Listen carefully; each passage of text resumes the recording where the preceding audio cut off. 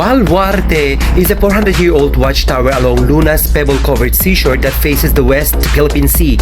The Spanish colonizer built the tower to keep watch of the olden times, impending pirate attacks, other foreign invaders, and other dangers from the sea.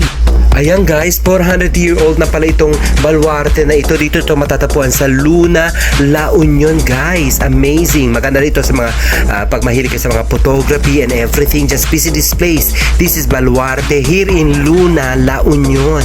Spaniards created the tower as a lookout point for the approaching attack of Japanese, Chinese, and Moro pirates and other conquerors in the coastal towns of La Union. The guards were able to warn the locals of Luna to protect and defend their properties from ransacker. Ayan guys, ang ganda talaga dito mag-pictorials.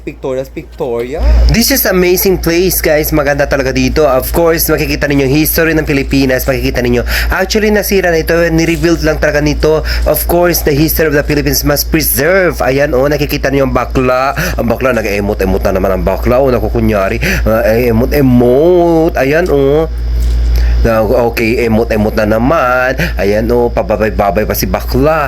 Picture.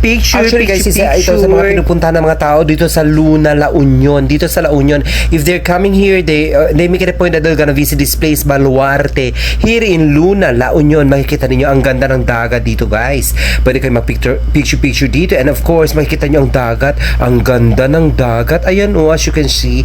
Wow, amazing. Mas maganda dito pag may mga drone shot kayo dito. Okay, why don't you visit this place guys? Ayan si bakla nag-emote. Ay masunog kasi ang glutathione. Baka maano. Naku, ang mahal-mahal pa naman ang glutathione. Kailangan magdala ko ng payong guys. Bye! See you on my next vlog.